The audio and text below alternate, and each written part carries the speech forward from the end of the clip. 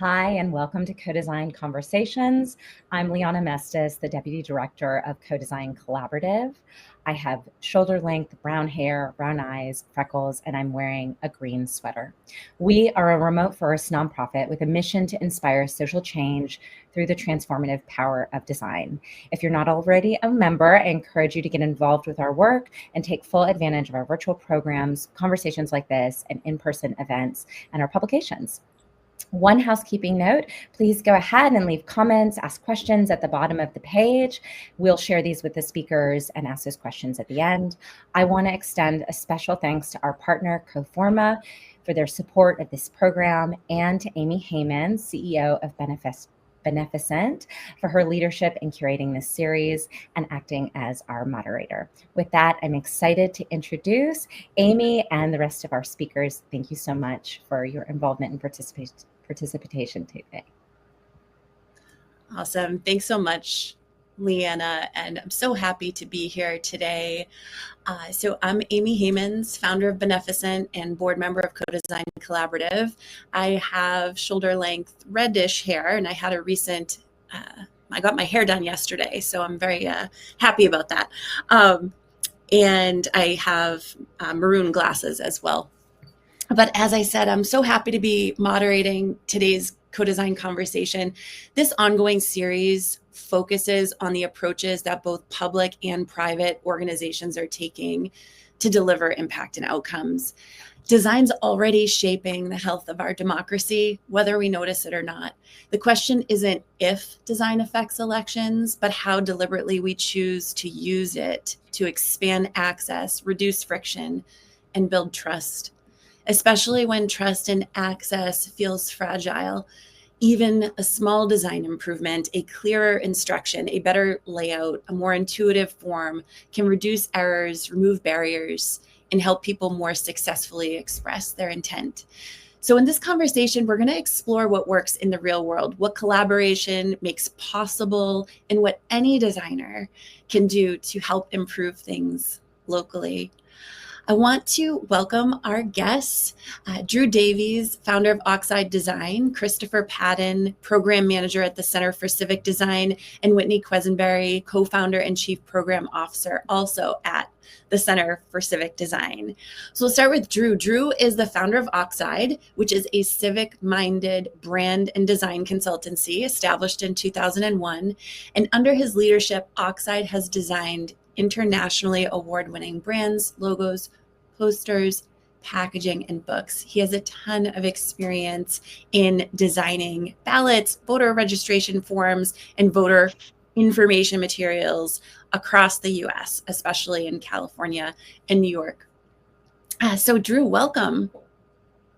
Thank you. Thanks for having me. I am just, for the audience, a middle-aged white male with sandy blonde, wavy hair, flowered shirt, and blue blazer. I'm very pleased to be here. Thanks so much, Drew. And next we have Christopher Patton. He is a program manager at the Center for Civic Design, where he focuses on supporting, scoping, and growing projects across the organization and with their partners. He also has a background in the federal government focused in human-centered design, teaching design, coaching agencies to practice design better. So he has a tremendous background, and we're so happy he's here. Welcome, Christopher. Hello, and also I am a white male with brown hair, blue eyes, and I'm wearing a black turtleneck today. Awesome. And last but certainly not least, we have Whitney Quesenberry today, who I am a big fan of, and she is the co-founder and chief program officer of the Center for Civic Design. Back in 2000, someone asked Whitney, how hard can it be to design a checkbox on a ballot anyway? And that was the beginning of 25 years of working with election offices and good elections groups, solving democracy as a design problems, and creating a voter experience that invites everyone to participate based on research in best practices in election design. So she's absolutely an authority on this topic, having written 3 books that are related here. So thank you so much for joining us, Whitney. Oh, thanks for having us, and me. I am a rather older white woman with well-earned gray hair. I'm also not going to be on camera the whole time because my arm is going to get tired. I am actually at the Capitol in Pennsylvania right now, where we're working on a voting system test, and so I am sitting in a corridor with terrible lighting and no Wi-Fi. Amazing. Well, thanks for joining us. I'm glad you don't just talk about these issues. You're doing the work every day, which is hugely inspiring. And again, I'm thrilled to be chatting with all of you today. So let's dive right in. I'd like to start with your roles and the roots of, how you got here and designing for democracy in general. Each of you comes from a different design background, from branding, usability to service design, and even landscape architecture. So how did you first realize that elections were a design problem? And what was the moment you knew design could make a measurable difference? Whitney, how about you? Let's start with you. Well, I'm a child of the 2000 election, where on the morning after the election, every relative I had called me up and said, "Is this what you do for a living? Make things so people can actually use them?" I had a lot of relatives in Palm Beach. And so, yeah, I think that election was a wake-up call for all of us. I think the United States has sort of gone along with, we have elections, they go fine. And all of a sudden, one didn't go fine. And they began looking around to see what could fix it. And it was really clear that having someone mark a ballot by punching a little hole in a piece of paper and then hoping that the hole was next to the number that represented the candidate they wanted to vote for was a really terrible way to vote. So we started working on things. Amazing. And Chris, I know that you were working on improving experiences with government agencies, and then you came back to Center for Civic Design. Can you tell us a little bit about that? Absolutely. I mean, I think not a lot of people know about it, but there was a really exciting wave of effort to bring design and human-centered design into the federal government, and everything from internal processes and systems, but also the day-to-day things that Americans dealt with. If anyone heard of Direct File, which was a really exciting program from the IRS that made it really easy and free to file your taxes, that was the type of thing that was happening. Now most of that work is gone, and so being here seems like a really, really, really important place to be. Also, it's some of my favorite work that I've gotten to do, so I'm really happy to be back. Amazing. And Drew, I've heard you say you have one foot in branding and one in accessibility. Can you tell us a little bit about that as it relates to designing for democracy, ballots, elections, etc.? Yeah, I've been running my firm for about 25 years, and it theoretically started, as you mentioned, as a traditional branding firm. But I've always been the kind of wonk that has really loved doing things like designing forms. All of the work that I've now come to know, we call civic design. I just didn't know what it was called when I first started doing it. And so I now sit in an interesting space where I'm one of the few people at the overlap of that kind of branding and communication side and the usability and accessibility side. I really got connected into the whole system, not too dissimilar from Whitney's scenario after the 2000 election. The Help America Vote Act was passed. Fast forward a bit, AIGA's Design for Democracy initiative got fired up and developed a program to work with the U.S. Election Assistance Commission on best practices for ballot design and election design. And I was lucky enough to be included on the team that was doing that work. That started almost 20 years ago now, and I haven't looked back since. It felt like a really great way to use that forms design skill to really make things better in the world. And I've been pursuing that path ever since. Oh, I love that. And we know that design can make a real impact in the real world. I'd love to hear from each of you, if you could walk us through a small initiative or project, whether ballot design, forms design, envelopes, usability testing or voter education collateral that had a surprisingly big impact. I mean, that's what we look for in systems design often, is like what things can have an outsized impact. So I'm curious what changed through the process and what results you saw. Christopher, how about you? Let's start with you. Yes, I do have an example. I'm in Detroit, and so I'll share an example that we did at Center for Civic Design in Michigan. And I'll set a little context to start it off. It goes back to 2018. There was an amendment to our Constitution that Michigan voters voted on to create a citizen-led commission that was going to redraw our district lines. So this is related to a lot of the things we're seeing in the news now around gerrymandering and redistricting. So it was really cool that politicians weren't going to do this anymore. Michigan voters were going to do this. So that's great. We passed the law, but then we had this challenge of actually implementing it. And this meant that we had to get people to apply to be part of this group. And that meant we had an application, which was a design problem. Now, the law had outlined how this application would be, but as you might imagine, as a law is written, it was about 3,000 words jammed onto a couple Microsoft Word pages in tiny Times New Roman text. And that was what was provided as the vehicle for getting people in Michigan excited about this historic opportunity and to apply for it. Well, we were lucky that we got a seat at the table, and we were able to think about redesigning that and really thinking about how to invite people to be a part of this process. So we started off, just created a prototype, and then really very quickly started traveling around the state. We went to 7 cities and went to libraries in each of those cities and talked to people about this application. We had them pretend to use it, and we learned a lot along the way. I think we went through 11 different iterations of the design and changed it every time. So all this paid off because over 10,000 people applied, which was great, from every county in the state, which is also great.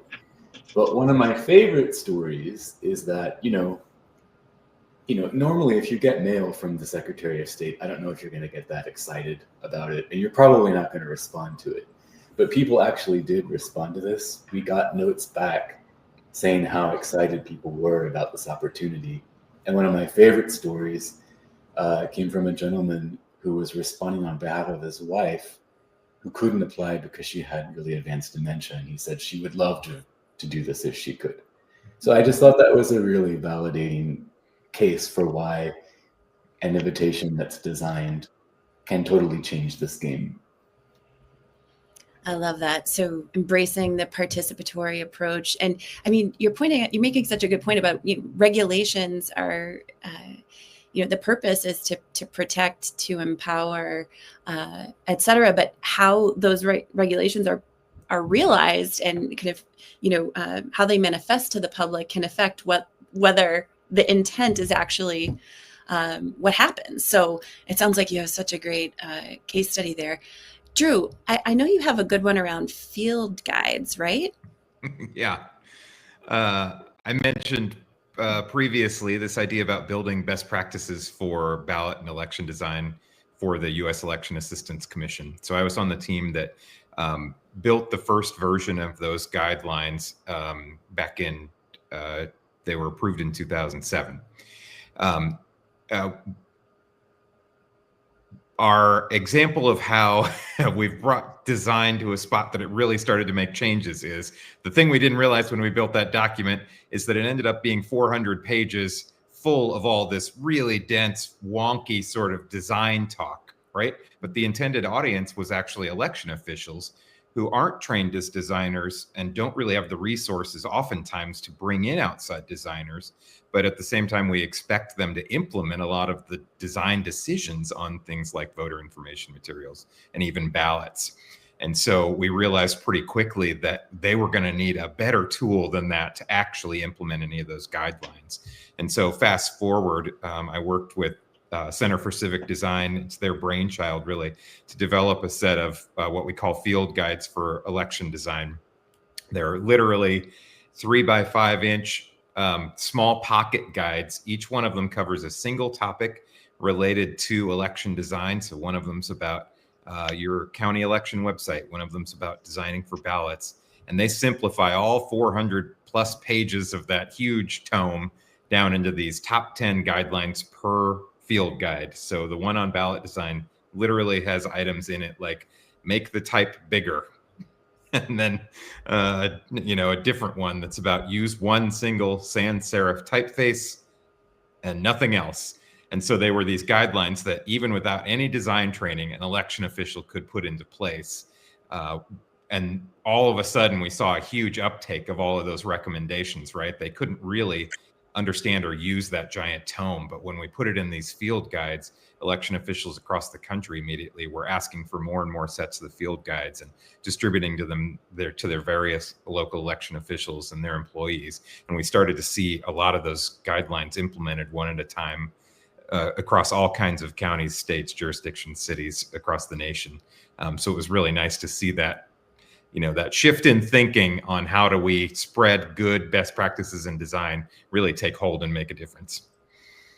Amazing. So you made the field guides easier to use and easier to understand so that folks in the field could make everything to do with the election process and the ballot design easier to use, easier to understand. That's awesome. Exactly right. Yep. Speaking of which, democratizing design, Whitney, how do you help election officials become better designers? Well, we think of what we do as a giant research project on, what's good design. And so, but in order to actually figure it out, you have to be out in the field and seeing things happen. So we work with election officials. Sometimes they come to us and say, we're working on this form and it's almost done. We have a few questions. Often we used your template and now we have some few questions. Sometimes they come to us and say, we don't know what to do. Can you just do this work? But we work very closely with them and try to solve the problems. And I just want to give you an example of a sort of long-term relationship we've had in Pennsylvania, where we started by creating when they were creating their first online voter registration. Drew and I worked on on the print registration form. That led to working on some of their other forms, like the form to request an absentee ballot. And that led to actually redesigning the envelopes for the ballot. So we started with a big program. We got to these big field guides, and I'm now getting down to one field on one envelope in an election, which is that in Pennsylvania, there is a rule that says that your ballot must be enclosed in one envelope and that envelope placed inside the other envelope, so that as they're opening them, they can check you in, make sure you're really a voter, and take your ballot out of the envelope without seeing how you voted. And then someone else will open that envelope separately. When you don't do that and just put the ballot in the envelope, as people did, that's called a naked ballot. And in 2020, there was all this problem about people sending ballots in wrong. And there was a big social media campaign of lots of people about don't let your ballot go out naked.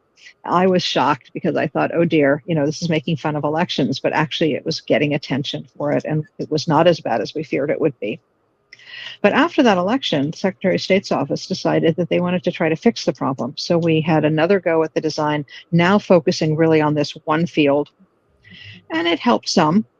We came back again and this time tested in multiple languages, made a couple of other changes that matched some law changes that happened, tested in 3 languages, and they ran the primary election. And their office looked at all the envelopes that did not get filled in correctly. They had added a date, so you had to do a signature and a date, and brought that data back to us, and we had one more try at it. So iterating the design around this one little field. And in the general election in 2024, we managed to, between all the voter ed work that they had done, all the great work they had done in the counties and how they administer elections, and the design of this one field, had dropped the number of rejected ballots because the envelope wasn't filled out correctly by 52%. And what we did when we looked back at it was really get back to design basics, which is the only color on that envelope besides a bar on the front was around the place where you had to sign. So because there's some text, and so we sort of made that fade into the background by letting it be kind of just black and white, and put color on it, put an icon next to it, did everything to draw your eye to this one place where you had to do something. And even then we had one last problem, which is that you had to fill in the entire date. And we had tried putting in 2-0 so they could fill in 24, and people were scribbling it out, writing their birth date in. And so they finally decided that the requirement for all the counties had to be that the year of the election would be pre-filled in its entirety. So it took a bunch of little steps that we got to test in election after election to get to the place where we could really reduce the number of ballots that are being rejected.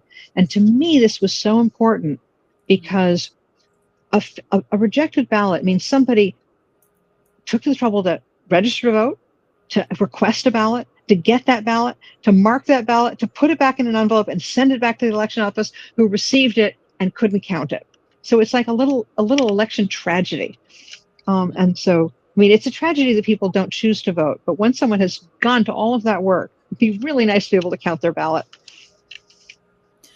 Yeah, absolutely. And you're just making the point about, we can have great design ideas, but if we don't sort of de-risk and iterate through usability testing, we won't find some of the things that would help us improve the results and get to that better impact. So I know, I was going to say, it took us a long time to realize that, like products learn to iterate, there's always another election. And so it's easier, it's sometimes better to make small changes over some time.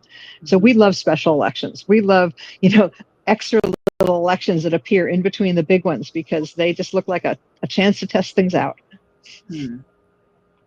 That's awesome. It strikes me that elections do require coordination across so many different types of people. So designers, election officials, community organizations, and voters. So I wonder what you've learned about cross-sector collaboration. What makes it work? Where is it difficult potentially? And how can states learn from each other, if that makes sense? Because what's going on in Pennsylvania may be applicable to other states. Drew, I'm curious on your perspective. Yeah, this is a really important topic. And first, maybe a cautionary tale. That 20 years ago when we started working, when I started working in this elections design space, I think it's fair to say now that I had a good amount of hubris about the matter. So when this idea about designing ballots showed up, I thought, well, great, we'll just put a couple of good designers on it. We'll solve ballots. And then in 6 months, we'll move on to IRS forms. We'll solve those. And then, so on and so forth. We'll just start checking boxes down the line. Well, I don't need to tell you, it's 20 years later and we've made some great progress. But clearly there's more, as Whitney noted, iteration to go. And I've been humbled in that fact, but, I learned pretty early on that the entire process of improving this interaction between voters and the government has a lot of parties involved, and they all have these different roles to play. They all have a different lens they're bringing. They all have some different needs and desires and wants that they're bringing. So, it's everything from legislators that are passing the laws to election officials that are trying to implement those laws, but also sometimes acting as designers. And then when we get lucky, professional designers also being involved, but then vendors of voting machine systems, and all of those people have to collaborate together to make these systems work really well. So it's been important, just remembering that has been really important to my process. We're not working in a vacuum. We need to be understanding the needs and constraints of the vendors and understanding the needs and constraints of local election officials, working then on the fringes with legislators to even help craft the laws they're passing to make sure they're not legislating explicitly bad design or, creating legislation like Christopher noted, where they put 3,000 words on one sheet of paper and then they expect us to figure out how to solve a design solution later. So certainly that's an important point. I would say in terms of, the second part of your question, we've seen a lot of great success in that follow the leader idea, where all it takes is one local election official in a jurisdiction or a state somewhere to step up and say, I've got a real problem with this, the Pennsylvania example that Whitney mentioned. And for us to provide some help and start to, get some solutions around that, then all of a sudden, lots of other forward-thinking local election officials start to see that success, and they say, oh, okay, so that's how you solve the problem of these naked ballots. Well, we have a pretty similar laws here in our state. Why don't we try out what you did, and we'll incrementally step towards that same idea. And so we're seeing a lot of examples of these really forward-thinking local election officials picking up on the good work we're doing in a single place and spreading it out to all those other places and following suit, which has been really great to see. Yeah, I love that. And it's resonating with me how you all have done a tremendous amount of research and embraced a participatory and co-creative approach with folks across the ecosystem, and that you're providing folks in the field the tools needed. You're doing usability testing, iterating. Again, we talked about how trust is an issue.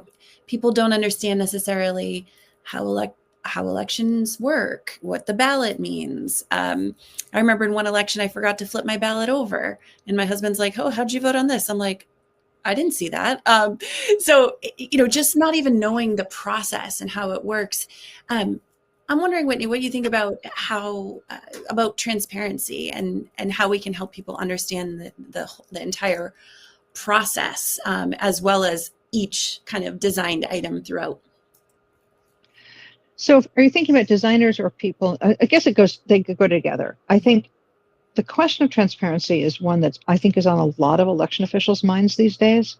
Two short examples. One is a county in Colorado had a new county clerk, wanted to show off what she was doing and wanted to do a kind of post-election presentation that she could have on her website, that she could use as her kind of the speech she would give when she visited places, that would help people understand what went right, what went wrong in the election, what they were doing about it. And I think that kind of impulse coming from the counties has been really helpful. The other place has been in helping people understand just how the election is running. Elections aren't, we all wait till election day, we rush out to our polling places, and at 10 o'clock at night, we might have an answer. They go on now for 3, sometimes 4 weeks. Ballots go out 6 weeks sometimes before the election. And so everybody wants to know how it's going, but what number do you give them? And so another project that we've been working on in Michigan is a thing called the Michigan Dashboard, voting dashboard. And it continues to be developed, but what it did in the first election it was used simply could show how many ballots have been mailed out, how many ballots have been returned.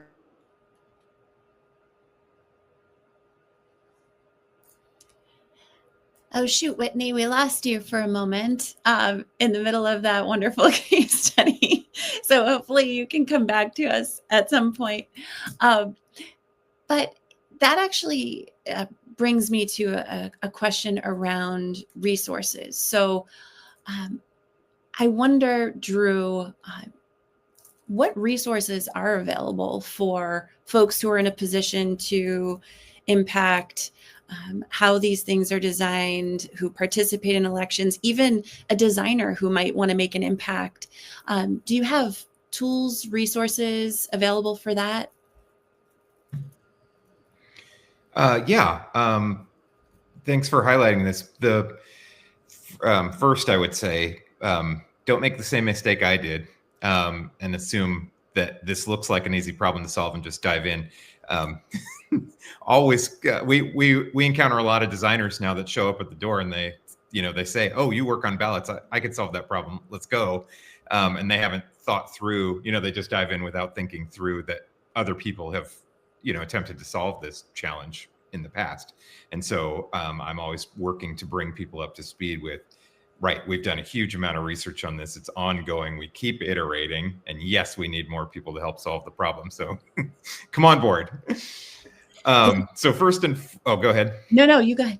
Oh, first and foremost, not to keep beating this drum, but I would say for any both designers and people who don't think of themselves as designers alike, but are tasked with something like sending out a postcard that says your polling place has changed, all the way up through redesigning the ballot. I would point them towards the set of field guides for election design. So I'm sure we can share the link, but those are all available over on the CCD website. There's a full set of 10 of them there. And those really, they're simplified so that you don't have to have some sort of design degree to understand them, but I think they're very valuable even for professional designers to keep in mind. These are really the core things that we want to have in front of us as we're working through any piece of this civic or election design. So that's definitely one. Secondly, I'd note that 400+ page version of best practices for ballot design that we developed with the EAC. I have been working with them over the last year or two on a second edition of those that skews way more in the direction of the field guides in terms of being a lot of useful, one at a time, pick and choose whichever pieces you want out of here. You don't need to have a design degree to understand it. So the second edition of those best practices is slated to launch in 2026. So I can't point towards that resource just yet, but with any luck, we'll have another great resource for working on both ballots and a variety of the things related to ballots, from polling place signage to voter information materials here in the coming year. That'll be really helpful for anybody that's doing work in the space. Yeah, I really appreciate what you're saying, Drew. In a few ways. Number one, I want to be like you guys when I grow up. So it's helpful to have the perspective, the tools and resources for if I wanted to get started affecting elections in my own community. So that's amazing. And then also the point of like, we're not just going to go home one day and be like, oh, we solved it. Like our work here is done. This is something that folks have been working on for a really long time. You all continue to work on, and then folks in the future are going to continue to work on as well. And that gives me hope. And I'm curious, what gives you all hope as we're moving forward here? Hope for the future of elections. And again, one concrete way any designer anywhere can contribute to more usable, accessible, and trustworthy elections in their community. What are your thoughts? We'll start with you, Christopher.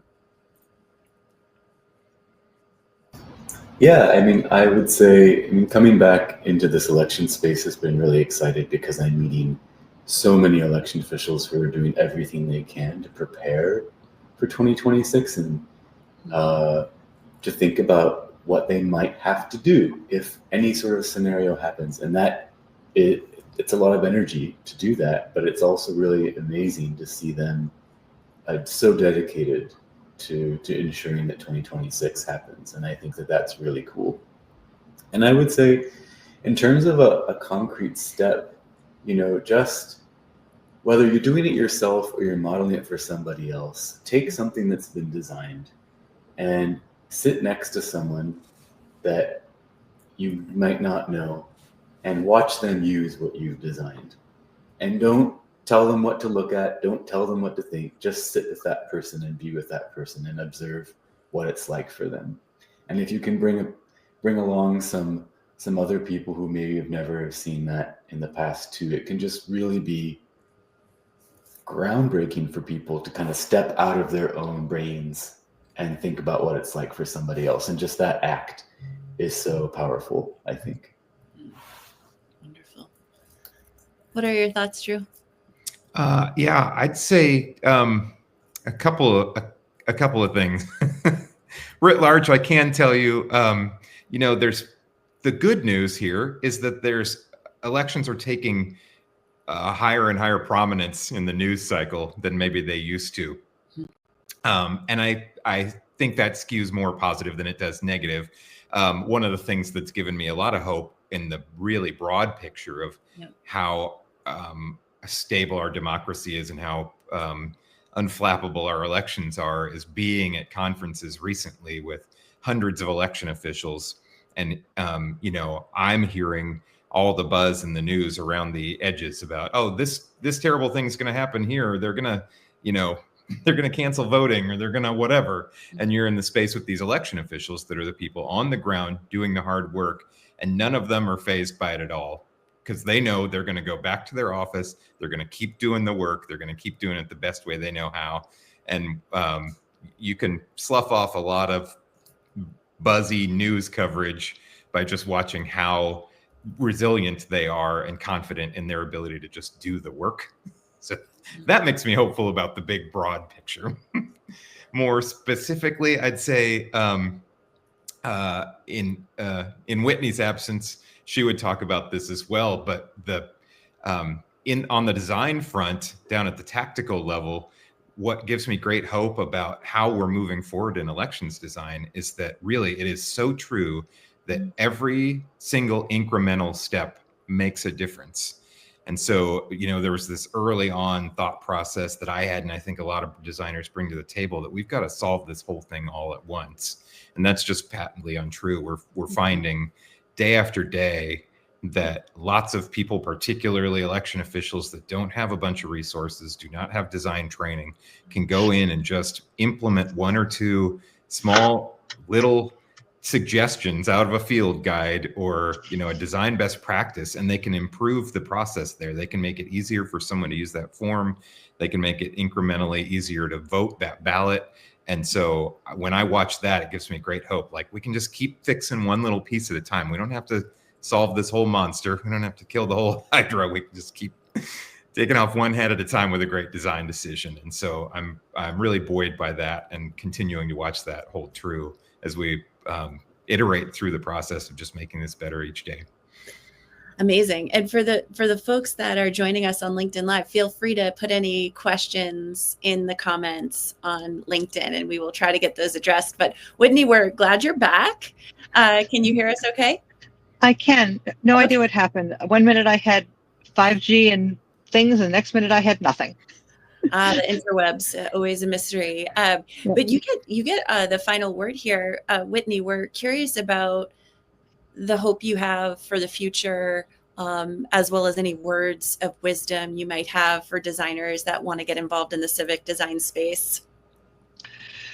Well, I do have hope for the future, although it's kind of a struggle these days to keep that. But I think it's because I watch the everyday people who run election offices across this country carrying on, doing the things they need to be doing it with high integrity. Did someone else just say the exact same words? Yeah, Drew mentioned that. He was channeling you quite well, actually. Yeah. There you go. And I just think, if they can keep going and they're on the front line, we get, as designers, we get to sort of do our work and then sit back and watch it happen, and they don't. And so that's kind of what keeps me going, is those folks. I think what designers can do, there's lots of things. You do not have to quit your day job and give it up and go work for the federal government or something. You might think about Oh no, we lost you again, Whitney.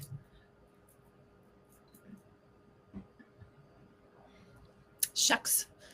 It seems the cellular network in that area is not wonderful. Drew, being that you were able to channel Whitney before, any sense where she was going with that? Oh man, it sounded like it was going to be a really, really wise thing. And Whitney's even better than I am at those. So I can't tell you exactly where she was going. Okay. But I do, certainly a lot of the thought process she and I have talked about in terms of this has to do with that idea about progress over perfection, and continuing to, get designers involved, and, welcoming all those designers that think this would be a great place to make a difference. To her point, you don't have to go join a government agency. You don't have to whatever. You can step in and do small parts of pieces somewhere and make progress over worrying about perfection. And it moves the ball forward. Amazing. Okay, so before we close, did we miss anything? Anything else worth mentioning? Christopher, anything come to mind? Not that I can think of. I mean, it's such an important discussion to have now. So thank you for giving us the opportunity. Awesome. And of course, you can find Drew and Christopher and Whitney on LinkedIn, and maybe Whitney can post her words of wisdom into the LinkedIn chat because we're all like, what was she going to say? But again, so grateful for all of you for the work you do every day to improve the experience that we have in democracy, in the election process. I still want to be like you guys when I grow up. So thanks for the inspiration and the practical information that you shared, and keep up the amazing work. Thank you, Amy. I want to echo your thanks and appreciation for Whitney, Drew, and Christopher for your time, for your insights, and again, CoForma for supporting today's conversation. I think this topic and discussion is coming at a really critical time, and I appreciate both the stories that you've shared, but also some of the knowledge and learning and opportunities for designers to get involved right now in this process, and that it doesn't mean that you have to join a government agency, that you have skills that you can really lend to such a critical process. So thank you. And thank you everyone for tuning in. We'll be sharing resources that Drew and Christopher and Whitney mentioned on this call and conversations. So please look for those. We've shared some here in the chat. CoDesign Conversations will be back in the winter. So stay tuned and get involved again. If you're not already a member of CoDesign Collaborative, learn more about our work at codesigncollaborative.org. Thank you all for participating, and thank you for tuning in. Have a great rest of your afternoon. Bye. Thanks so much.